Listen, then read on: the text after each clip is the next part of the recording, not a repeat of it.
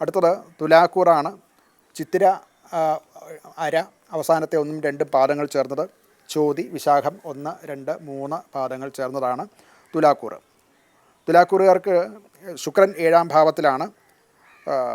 അവരെ സംബന്ധിച്ചിടത്തോളം ബന്ധങ്ങൾക്ക് കൂടുതൽ ഒരു ഊഷ്മളത വരുന്ന ഒരു കാലഘട്ടമാണ്. ജോലി സംബന്ധമായിട്ട് പുതിയ ചില ബന്ധങ്ങളും മറ്റുമൊക്കെ വരും. അവർക്ക് ബിസിനസ് ഉള്ളവർക്ക് പുതിയ ബന്ധങ്ങളൊക്കെ വന്നു ചേരാനുള്ള സാധ്യതയുണ്ട്. അതുകൊണ്ട് പുതിയ നേട്ടങ്ങളും ബിസിനസ്സിലും മറ്റും പുതിയ നേട്ടങ്ങളും ഒക്കെ ഉണ്ടാവും. ജോലി ചെയ്യുന്നവർക്കും അങ്ങനെയുള്ള അവരവർ ചെയ്യുന്ന മേഖലയിൽ കുറച്ച് മറ്റുള്ളവരുടെ പുറത്തു നിന്നുള്ളവരുടെ സഹകരണത്തോടു കൂടി അത് കൂടുതൽ ഭംഗിയായി ചെയ്യാനുള്ള സാധ്യതയുണ്ട്. ധനപരമായിട്ടും ഒരു അനുകൂലമായിട്ടുള്ള കാലമാണ്.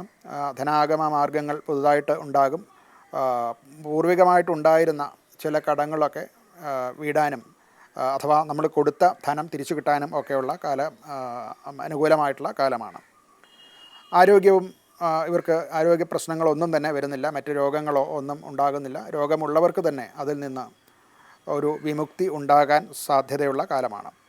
കുടുംബത്തിൽ ഒരു സന്തോഷകരമായിട്ടുള്ള ഭാര്യ, മക്കൾ, അച്ഛനമ്മ മുതലായിട്ടുള്ളവരുമായിട്ട് നല്ല ബന്ധങ്ങളുണ്ടാവുകയും അത് കൊണ്ട് കുടുംബത്തിൽ വളരെ സമാധാനവും സന്തോഷവും ഉണ്ടാകുന്ന കാലവുമാണ്.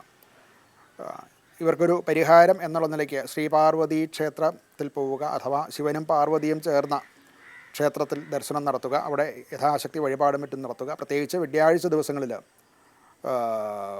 ദുർഗാദേവി ക്ഷേത്രത്തിലോ ഗണപതിക്കോ അവർക്ക് യഥാശക്തി വഴിപാടുകൾ നടത്തുന്നതും പ്രത്യേകിച്ച് ദീപസമർപ്പണം നടത്തുന്നതും ഒക്കെ വളരെ നല്ല ഫലങ്ങൾ അവർക്ക് ഉണ്ടാകാൻ നല്ലതാണ്.